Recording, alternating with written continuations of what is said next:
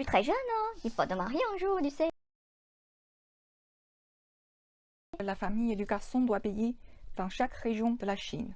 Bonjour tout le monde, bienvenue sur ma chaîne YouTube pour ceux qui aiment bien la Chine et la culture chinoise.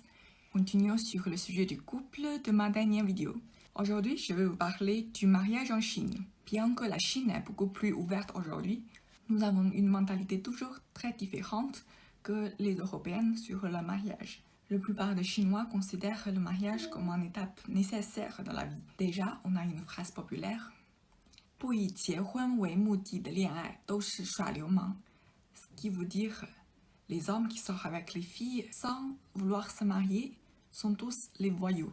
Si on applique cette règle, je pense qu'il y a pas mal de voyous en France. Pour la même raison, on se marie beaucoup plus jeune en Chine qu'en France. Si on fait une recherche sur Google, l'âge moyen des femmes en mariage en France est 36,7 ans.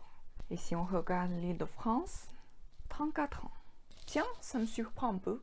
Pour moi, les gens dans les grandes villes se marient plus tard, qui est le cas en Chine. Et si on regarde l'âge moyen de mariage en Chine, 27 ans. Donc on voit qu'au niveau national, les Chinois se marient en moyenne 10 ans plus tôt que les Français. Et c'est pas très bien vu en Chine de ne pas se marier au-delà de certain âge. D'ailleurs, on a un terme pour les filles célibataires de plus de 28-29 ans, 剩女, ce qui veut dire littéralement celle qui reste. Pour ces filles, le nouvel an chinois devient une fête très pénible, car tous les membres de la famille, les cousins très lointains, la tante qu'elle voit qu'une fois par an, posent toujours les mêmes questions un après l'autre. T'as rencontré quelqu'un? Est-ce que t'es un copain? T'es plus très jeune, hein? Il faut te marier un jour, tu sais. Et puis comme en Chine, on n'aime pas trop le conflit, en plus, c'est la nouvelle en chinois, donc la fille est obligée de sourire et dire oui, oui, mais dans sa tête, ça doit être mêle-toi de des affaires, je te demande des avis, tu te prends pour qui? D'ailleurs, c'est à cause de ces gens-là, il y a ce service en Chine, tu peux payer pour avoir un mec qui fait semblant d'être ton copain. Donc jusque-là, on a compris que la famille est plutôt partante pour que la fille se marie très tôt en Chine.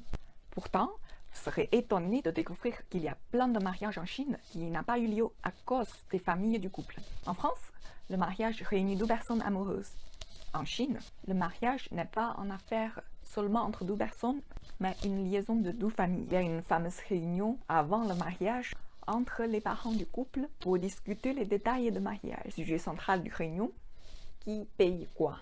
Vous avez peut-être entendu que le garçon doit donner des cadeaux aux parents de la fille avant le mariage. Cette tradition vient de l'ancien temps parce qu'avant, quand une fille se mariait, elle déménageait chez les parents du garçon et ne pouvait plus retourner chez ses parents.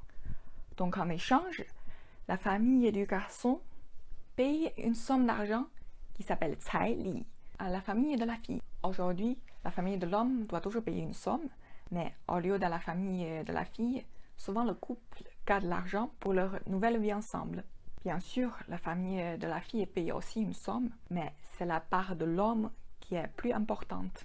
Personnellement, je trouve que c'est assez choquant qu'on a gardé cette tradition, alors qu'aujourd'hui, on vit dans une société où l'homme et femme sont censés être égaux. L'excuse que j'ai entendue le plus souvent de la part de filles, ce n'est pas pour l'argent, mais pour voir l'attitude du mec. Pour elles, s'ils ne payent pas cette somme, ça montre qu'ils ne les prennent pas au sérieux et qu'elles ne valent même pas ce prix. De quelle somme parlons-nous?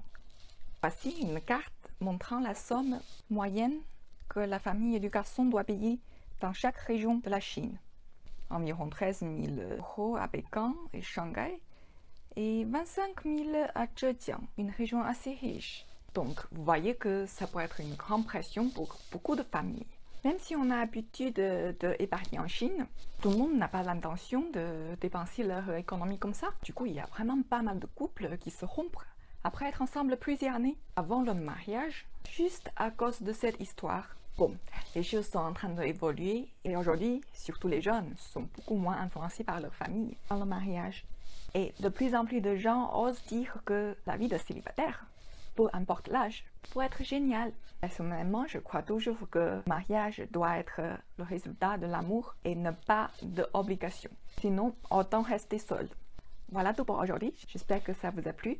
N'hésitez pas de liker, partager et vous abonner à ma chaîne pour plus de vidéos sur la Chine. Si vous allez bientôt vous marier, je vous souhaite tout le bonheur du monde parce que c'est une chance de trouver l'amour. Et puis si vous décidez de ne pas vous marier ou vous êtes encore célibataire, la vie est tellement riche et il n'y a pas qu'un seul chemin au bonheur. Dans la prochaine vidéo, je vais parler de la cérémonie du mariage en Chine. Merci, à la prochaine!